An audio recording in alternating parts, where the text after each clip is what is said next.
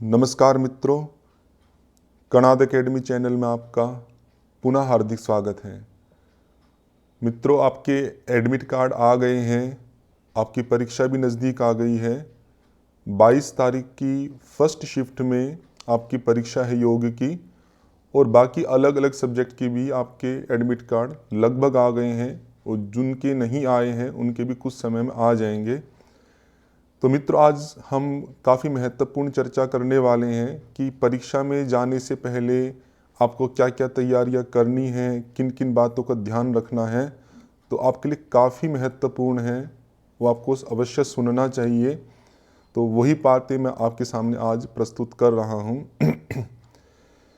पहला पार्ट है आपका कि परीक्षा का जो टाइम आपका दिया हुआ है कि परीक्षा आपकी 9 बजे स्टार्ट होगी, तो उसके साथ में उन्होंने रिपोर्टिंग टाइम दिया है कि कब आप एंट्री कर सकते हैं सेंटर में।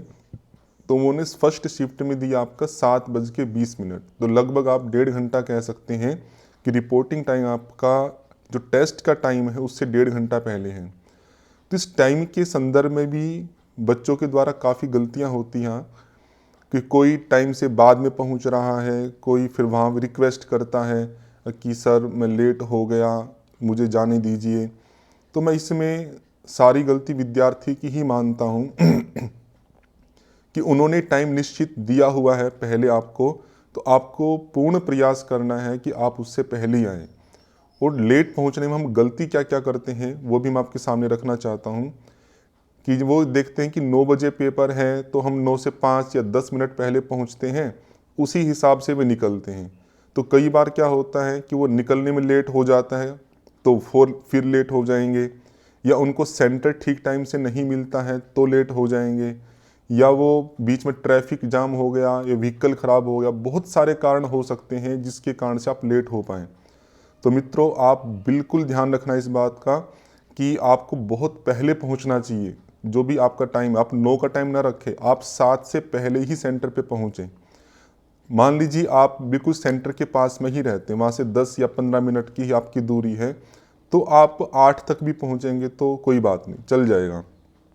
लेकिन यदि आपका सेंटर 40-50 किलोमीटर दूर है या इससे भी ज़्यादा दूर है, तो मैं 40-50 का एक आपको एवरेज लेके एक बात आपको समझाना चाहता हूँ। आपको पता है कि सेंटर पहुँचने में मुझे 1 से सवा घंटा लग सकता है, और आप उसी अनुसार आप अपने घर से निकलते हैं, तो वो भी गलत है। क्योंकि क्या हो सकता है कि आप सेंटर के लिए निकले घर से, आपका व्हीकल ख़राब हो गया, यदि आप पर्सनल व्हीकल से जा रहे हैं, यदि आप सार्वजनिक व्हीकल से जा रहे हैं वो ख़राब हो गया, या आप इस आधार पे निकले कि मुझे घर से निकलते ही बस मिल जाएगी या व्हीकल मिल जाएगा, उसको मिलने में टाइम लग गया, आधा घंटा पौना घंटा हो गया।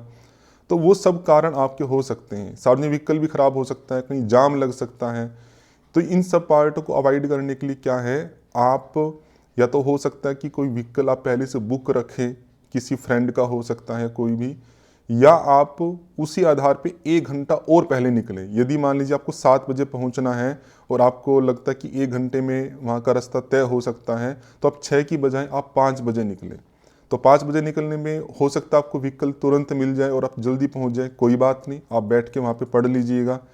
लेकिन मान लीजिए आपका व्हीकल लेट होता है, 15-20 मिनट लेट मिलता है, बीच में जाम के कारण लेट होता है, तो उन सब का प्रभाव आपकी परीक्षा में कोई नहीं पड़ेगा, आप समय से पहुंच जाएंगे। दूसरा कारण ये होता है कि हम सेंटर पे पहली पहली बार पहुंचते हैं, तो वो सेंटर हमारा नहीं होता है। तो बहुत सारे बच्चे हैं, कभी उधर सेंटर पे जाते हैं, कभी उधर सेंटर पे जाते हैं, तो वो सेंटर उनका मैच नहीं होता। तो इसके लिए भी आपको मैं स्पष्ट कहना चाहूँगा कि यहाँ पे टेस्ट वेन्यू आपका दिया हुआ है, आप गूगल मैप पे पहले से ही सर्च करके रखें कि किस रोड पे कहाँ पर और क्या आसपास की लोकेशन है। पूरा वेरीफाई आप गूगल मैप पे ही कर सकते हैं। आपको ऐसा नहीं है कि चलो आज पेपर है, आज ही एड्रेस देखा, घर से निकल के देख लेंगे वहाँ पर कि कहाँ पर है नहीं है, वो सब आपका रिस्की होता है। तो आपको पहले ही गूगल मैप पे एड्रेस देखें, स्पष्ट हो गया, आपको पूरी लोकेशन आपको कंफर्म होगी कि जो एड्रेस यहाँ पे लिखा हुआ है बिल्कुल सेम वही का वही मैच होता है, क्योंकि यहाँ पे काफ़ी विस्तार से एड्रेस लिखा होता है आपका। फिर आप वहाँ पर निकलें तो आपको टेस्ट का सेंटर ढूंढने में दिक्कत नहीं होगी। यदि आपको दिक्कत लग रही है कि कन्फ्यूज़न है कि हो सकता नहीं हो सकता है, तो आपको निश्चित रूप से बहुत पहले निकलना चाहिए समय से, कि यदि कन्फ्यूज़न है तो वहाँ पे हम सेंटर पे जाके वहाँ के जो अधिकारी हैं तो उनसे बात करके अपना सेंटर कंफर्म कर सकते हैं। तो ये बहुत ही महत्वपूर्ण पार्ट है। नहीं तो हर बार हम सुनते हैं कि बहुत सारे बच्चे परीक्षा नहीं दे पाए, वहाँ पर रिक्वेस्ट कर रहे हैं, तो उनका तो नियम है, उनसे आप ज़्यादा अपेक्षा नहीं कर सकते। तो उन्होंने कहा कि क्लोजिंग टाइम आपका 8:30 है, तो 8:30 के बाद बहुत ही कम चांस है वो आपको एंट्री देंगे। तो आपको तो अपना रखना है कि आप 7 बजे तक पहुँच जाएँ, 8:30 का भी मत लेके चलिएगा। तो ये पार्ट तो हो गया आपका पहुँचने वाला। और सेंटर भी आपको अपने पर आप पहले ही गूगल मैप पे देख लेना चाहिए, उससे कन्फर्मेशन हो जाता है कि जहाँ हम जा रहे हैं वो बिल्कुल सही है। उसके बाद कुछ इंस्ट्रक्शंस हैं वो भी आपको ध्यान रखनी है।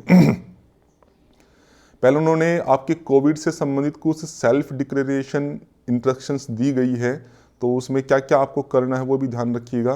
कि 14 दिन पहले, लास्ट के जो 14 दिन हैं आपके, तो उसमें आपको कोई सिम्टम्स रहे हैं, यदि रहे हैं तो आप उस पर टिक लगाए, यदि नहीं है, यदि अभी आप ठीक हैं तो आपको ये टिक लगाने की आवश्यकता नहीं है, तो आप इनको आप ब्लैंक छोड़ सकते हैं। दूसरा बी वाला पार्ट है कि आप कोविड का कोई केस है कंफर्म्ड, उसके आप क्लोज कॉन्टैक्ट में आए हैं, ठीक है, तो ये भी आप ब्लैंक छोड़ सकते हैं कि यदि नहीं आए हैं तो। और तीसरा पार्ट आपका सी का है not been close contact with a person suffering, कि हम कोविड से सफ़र जो पर्सन था उसके कॉन्टैक्ट में नहीं आए हैं, तो हम नहीं आए हैं, तो इसलिए आप इसको टिक लगाना है आपको, ठीक है, ये ध्यान रखना है, ये आपको टिक लगाना है। बाकी जो पार्ट आप ब्लैंक छोड़ सकते हैं। डी वाले पार्ट में कहा है इन्होंने कि जब आप अपना जो सेंटर है जहाँ परीक्षा दे रहे हैं उससे 14 दिन पहले आप किन किन सिटी से गुजरे हैं, तो वो सिटी के नाम यहाँ पे आपको लिखने हैं। तो यदि नहीं है तो जहाँ से आप निकले वो सिटी आप लिख सकते हैं यहाँ पर। और जब आप अपने सेंटर पे पहुँचे वो डेट भी आप लिख सकते हैं, यदि परीक्षा वाले दिन ही पहुँचे तो परीक्षा वाली डेट लिख सकते हैं। फिर भी आपको कंफर्म नहीं हो रहा है इसमें कि क्या क्या नहीं लिखना है, तो आप वहाँ पे एग्ज़ाम सेंटर में पहुँचेंगे तो वहाँ भी आप पूछ सकते हैं। नहीं तो स्पष्ट यहाँ पे लिखा हुआ है कि जिन जिन 14 दिन के बीच में जिन जिन सिटी से आप गुजरे हैं वो सिटी आप लिख सकते हैं, और जो डेट है आपकी सेंटर पे पहुँचने की वो डेट आप यहाँ पे डाल सकते हैं। बाकी पार्ट आपका छोड़ सकते हैं। ये भी इम्पोर्टेंट पार्ट है, आपको अपनी फ़ोटो यहाँ पे लगानी है, और वही फ़ोटो लगानी है जो आपके यहाँ पर एडमिट कार्ड में लगी हुई है, सेम की सेम फ़ोटो आपकी यहाँ पर लगी होनी चाहिए, ठीक है। आपका लिखा ना candidates photo same as uploaded on the application form, application form में जो अपलोड की गई थी सेम की सेम फ़ोटो आपको लगानी है बिफोर रीचिंग द सेंटर, तो आपको अभी से लगा के वो रख लेनी है। और 2 या 3 फ़ोटो यही सेम वाली आपको अलग से भी रखनी है, क्योंकि वहाँ पर भी आपकी एक फ़ोटो लगेगी, और 1 या 2 फ़ोटो आप अपनी सुरक्षा की दृष्टि से एक्स्ट्रा रख सकते हैं, मान लो कोई दिक्कत आने लगे तो आप यूज कर पाएँ, तो एक्स्ट्रा रखनी चाहिए। यहाँ पे आपका लेफ्ट हैंड का थंब इम्प्रेशन लगेगा, ये भी सेंटर पहुँचने से पहले आपको लगा लेना है, घर पे ही आप इसको लगा लीजिएगा। ये जो सिग्नेचर आपके ये एग्ज़ाम के टाइम पे लगेंगे, इसमें आपको अभी कुछ नहीं करना है। ये जो इन्विजिलेटर जो होगा उसके सामने आपको यहाँ पर साइन करना होगा, अभी आपको कुछ नहीं करना है। तो ये 2 पार्ट आपको है जो पहले से कर लेने हैं। अगला पार्ट है आपका कि आपको जो गेट क्लोजिंग टाइम है उसके बाद एंट्री नहीं दी जाएगी, तो मैं पहले ही कह चुका हूँ आपको समय से काफ़ी पहले एग्ज़ाम सेंटर पर पहुँच जाना चाहिए, और पहुँचने के बाद भी कंफर्म कर लेना चाहिए वहाँ पर कोई भी अधिकारी या कोई भी व्यक्ति हो, क्या ये जो सेंटर मेरे एडमिट कार्ड में लिखा हुआ कि ये वही सेंटर है या कोई अलग है। उसके बाद कहा इन्होंने कि ये जो 3 पेज हैं आपके एडमिट कार्ड के, ये तीनों की तीनों ही डाउनलोड करने हैं। कई बार बच्चे करते हैं एक ही पेज डाउनलोड करते हैं, फिर वो आगे आपको दिक्कत करेंगे। तो यहाँ पे स्पष्ट लिखा हुआ है the candidate has to download all 3 pages, तो तीनों पेज आपको डाउनलोड रखने हैं, ये भी काफ़ी इंपॉर्टेंट है। यदि हो सकता है कि आप आसपास में हैं, ज़्यादा दूर नहीं हैं, तो आप जो एग्जामिनेशन सेंटर हैं उसकी लोकेशन एडवांस में ही आप वेरीफाई कर सकते हैं। एडवांस में करेंगे तो आपका कंफर्मेशन बना रहेगा और आपको जाने में भी दिक्कत नहीं होगी। यदि कोई रिलीजन कस्टम्स हैं आपके, उसमें कुछ आपने स्पेसिफिक चीज़ें पहनी हुई हैं, तो आपको कहा है कि आप पहले पहुँचे आप एग्ज़ाम सेंटर पे, जिससे आपकी जो तलाशी आदि है वो ठीक से हो सके। ये पार्ट एक इम्पोर्टेंट है। और बिना एडमिट कार्ड के कोई भी अलाउ नहीं किया जाएगा। तो बहुत सारे बच्चे क्या करते हैं, एडमिट कार्ड एग्ज़ाम वाले दिन ही निकालते हैं। वो पहले भूल गए निकालना, क्योंकि क्या पोस्टपोन करने की आदत होती है, कल निकालेंगे कल निकालेंगे कल निकालेंगे, ऐसे करते करते एग्ज़ाम का दिन आ जाता है। फिर सोचते हैं कि थोड़ा पहले पहुंच के फिर वहाँ पे निकालेंगे, फिर वहाँ पे कोई साइबर कैफ़े आदि नहीं होता है, तो फिर वहाँ पे परेशान होकर घूमते हैं। तो आप अभी से आज ही आप एडमिट कार्ड निकाल के सारा पार्ट जो है आपका वो तैयार रखें, फ़ोटो लगा दे, थंब इम्प्रेशन लगा दे, सब पार्ट आपकी पहले से तैयार होनी चाहिए, पोस्टपोन नहीं करना आगे के लिए। और साथ में आपको एक वैलिड आईडी प्रूफ चाहिए आपका, वो आगे लिखा हुआ कौन कौन से चाहिए, आधार कार्ड, वोटर आईडी आदि कुछ भी ले सकते हैं, ये पार्ट आपके पास होना चाहिए। और 2-3 फोटोग्राफ मैंने कही थी सेम वाली, वो भी आपको अलग से रखनी चाहिए। फिर क्या क्या आप अपने साथ साथ क्या क्या चीज़ें हैं जो एग्जामिनेशन सेंटर में लेके जा सकते हैं। एक वाटर बोतल जो कि ट्रांसपेरेंट होनी चाहिए, सैनिटाइजर 50 ml से ज़्यादा का नहीं हो, वो भी आप पर्सनल रूप से यूज़ कर सकते हैं। एक कोई बॉल पॉइंट पेन, तो मतलब वहाँ पेन आपको नहीं मिलेगा तो आपको पेन अपने पास से लेके जाना है, और वो बॉल पेन होना चाहिए, वो ट्रांसपेरेंट होना चाहिए, ये भी ध्यान रखना, कोई भी नहीं, simple transparent ball point pen होना चाहिए। एडमिट कार्ड है आपका, वो सेल्फ डिक्लेरेशन जो पार्ट ऊपर बताया गया था उसके साथ वो भरा हुआ होना चाहिए, पूरा फिल्ड इन।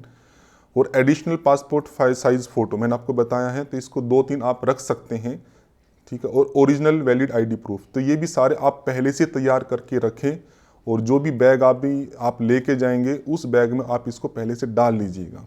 और जब भी आप अपने सेंटर के लिए निकलेंगे लास्ट दिन, तो ये सब चीज़ें जो लेके जानी है आपको चेक कर लीजिएगा। तो उस समय चेक करने में कई बार हो सकता है कि मिसअंडरस्टैंडिंग हो जाए, कुछ छूट जाए, इसलिए मैं कहूँगा कि अभी से सब चीज़ें डाल के आप अपने उसके बैग में डाल लें, रख लें, ये सब जो चीज़ें बताई गई हैं, तो आगे आपको दिक्कत नहीं हो। इसमें भी सबसे इम्पोर्टेंट जो पेपर देने के लिए है वो आपका आईडी प्रूफ है, फ़ोटो है और एडमिट कार्ड है, बॉल पेंट पेन भी है, तो ये सब चीज़ें तो अवश्य होनी चाहिए। सैनिटाइजर तो आदि वो आपको वहाँ पर भी हर स्थान पे मिलेंगे सेंटर पे, जब भी चाहे आप अपने हाथ आदि सब सैनिटाइज कर सकते हैं।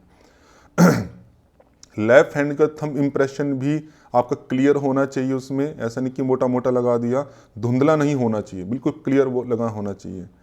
फिर ये आपका बताया कि आईडी फ़ोटो, ये आईडी जो है कौन कौन सी लेके जा सकते हैं, pan card, driving licence, voter ID, passport, जो भी आपके पास है वो आप लेके जा सकते हैं।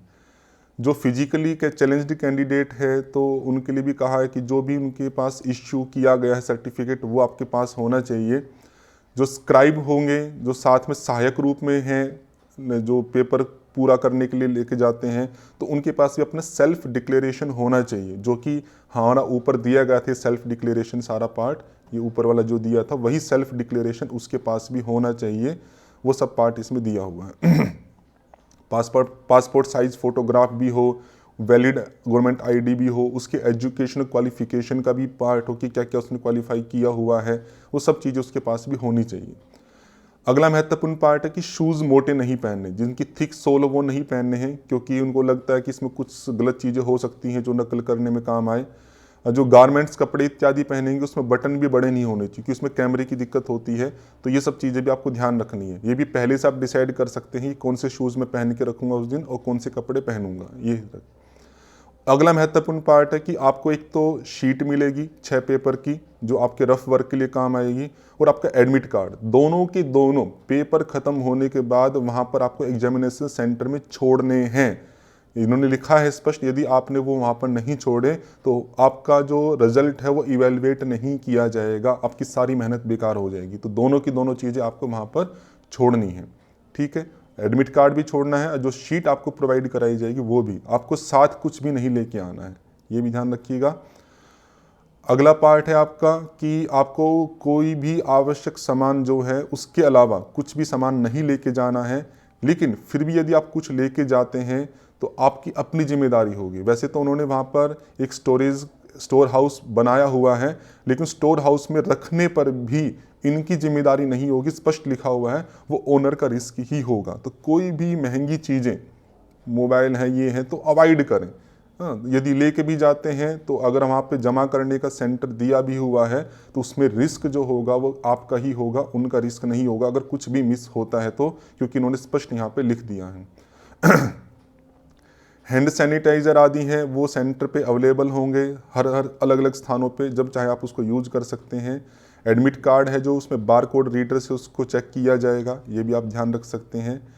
जो एंट्री होगी उसमें भी देखना कि लैब में है आपका तो वैसे तो क्या होता है कि एग्जामिनेशन सेंटर के बाद में पर्चे लगे होते हैं जहाँ पर लिखा होता है कि इस रोल नंबर से इस रोल नंबर तक ये आपकी लैब होगी।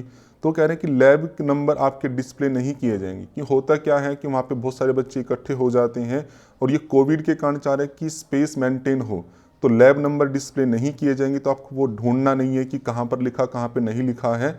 तो वो आपको अंदर जाने के बाद में जो वहाँ के व्यक्ति होंगे वही आपको बताएंगे लैब के बारे में।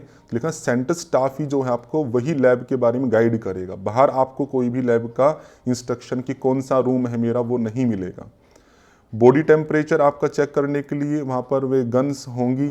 अगर आपका बॉडी टेम्परेचर ज़्यादा मिलता है तो आपके लिए एक सेपरेट रूम किया जाएगा जहाँ पर आप टेस्ट दे सकते हैं। तो टेस्ट देने से मना नहीं होगा, टेस्ट तो आप हर हालत में दे सकते हैं, लेकिन बस आपके लिए रूम जो होगा वो अलग कर दिया जाएगा। एग्जामिनेशन की ड्यूरिंग में आपको मास्क मिलेगा आपको, तो आप अपना मास्क जो लगाएंगे वो हटा के आपको 3 प्लाई मास्क जो होगा वो आप पूरे एग्जामिनेशन के समय पर पहन के रखेंगे। ये पार्ट इन्होंने बताया है, अपना मास्क आपको हटा देना है।